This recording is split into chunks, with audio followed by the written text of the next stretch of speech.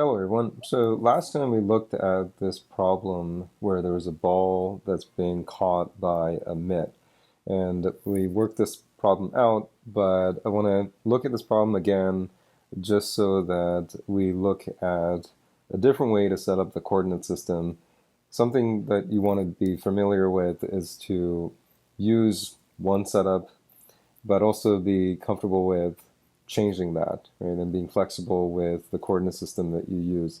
Let's say you have the before and after, just like before in the problem we set up, where there was a ball and there was a mitt, ball's traveling, let's say, to the right, and afterwards the mitt's over here, and let's say the ball's caught by the person who's got the mitt on.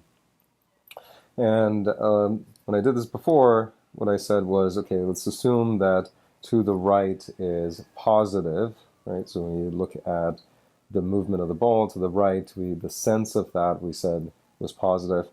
But you could set this up so that the opposite is true, right? So that the left, right, moving to the left is positive, right? And this might not be what you would normally do, but the point is that you get comfortable with using a different coordinate system. You'll see that the result is the same, but being comfortable with using different coordinate systems is a very important skill.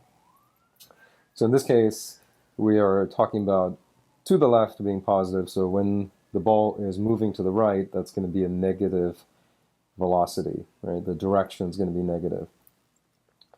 Let's work through this problem. So just like before, the equation that we want is the final velocity is equal to the initial velocity plus acceleration times time.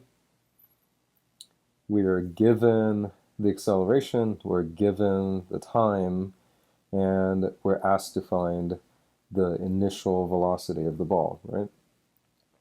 So what is the final velocity? Just like before, the final velocity is 0, assuming that the ball comes to rest at the mitt. We need to find what the initial velocity is. We know what the acceleration is. Let's look at that number. The number is given here. Now let's think about the sign, S-I-G-N, of the acceleration.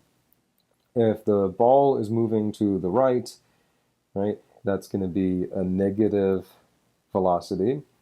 Then what changes that from a negative value to 0 is a positive acceleration, or an acceleration to the left. Okay, so we will list this number in here as a positive number, 2.10 times 10 to the 4 meters per second squared. Now time, just like before, is just the number itself, 1.85 times 10 to the minus 3 seconds. That hasn't changed. So we can solve for the initial velocity, right? So we can do that. And let's do it properly so that before we put in the numbers, we have an equation.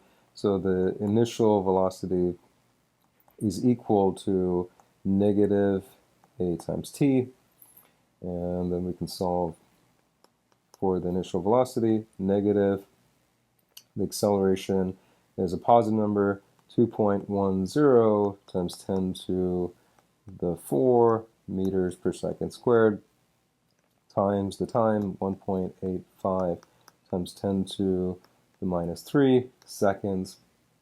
Okay, so plugging that into your calculator, you should get negative 38.85 meters per second. Okay, so you'll notice that this is slightly different from the previous iteration of this problem by using a different coordinate system, right? And previously we used going to the right as positive.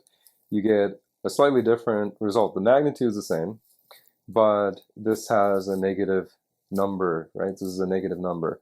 Why is that? Well, that should make sense, right? Because we initially set this problem up where the ball was moving to the right. That means it's a negative number, right? By our convention of setting up the coordinate system in the way we did.